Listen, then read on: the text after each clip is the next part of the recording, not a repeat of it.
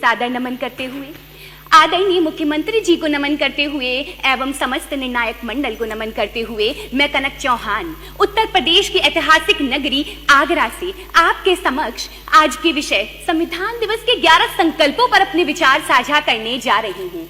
महोदय, वर्तमान में परम आवश्यक है कि यदि हम अपने पावन संविधान की बात कर ही रहे हैं तो एक क्षण रुकें और सोचें कि क्या होता यदि संविधान न होता।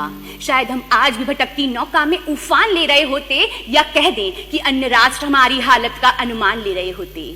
लेकिन यह हमारे पूर्वजों की देन है कि आज हमारे भारत संप्रभुता और समाजवाद का एक राष्ट्र है।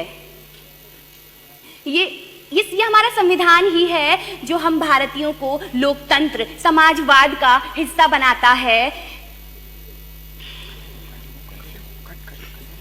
महोदय,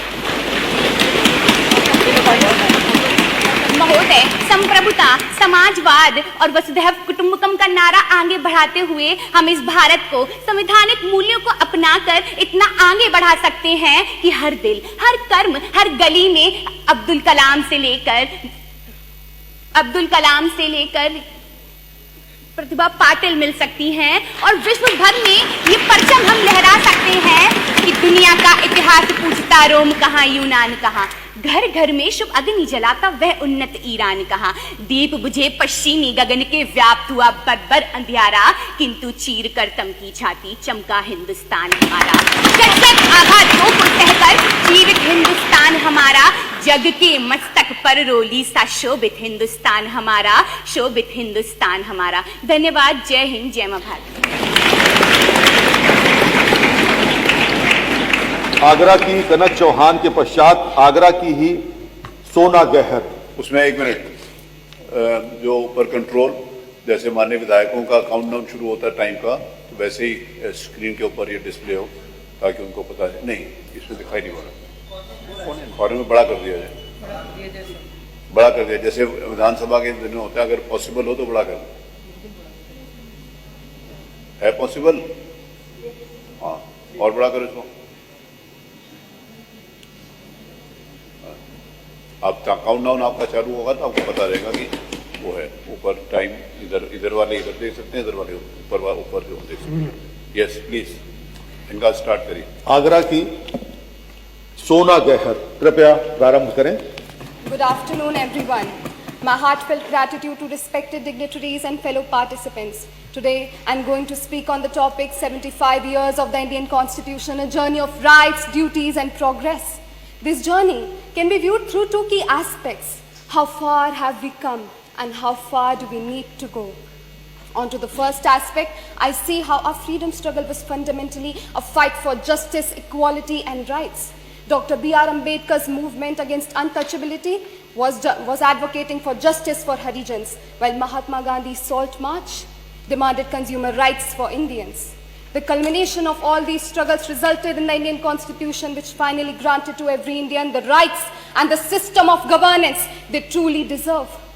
Before independence, our India was a nation deprived of even the most basic forms of sustenance. Our people were humiliated and insulted at every point under the shackles of colonialism. Our resources were exploited and we were treated as second-class citizens in our own land. But after independence, our achievements from the creation of land to the victories in wars, the smiling Buddha, the green and the white revolutions, have all stemmed from the principles enshrined in our constitution. Today, India is consulted at global decisions and nations seek to engage with our growing markets because they recognize our strength. The difference between then and now is, in simple terms, freedom. This freedom is the result of the sacrifices and intellect of our great Indian leaders and people embodied in the Constitution. Today, if we are able to assemble here peacefully and share our viewpoints, it's because of Article 19.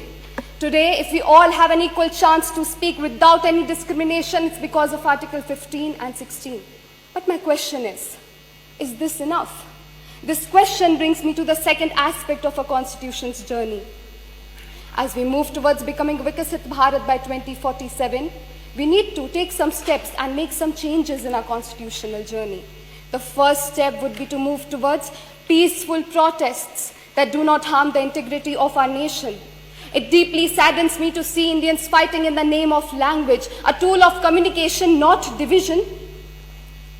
Let's prioritize teaching our people the language of peace, love, and tolerance first before promoting any other language. Next, the directive principles of state policy.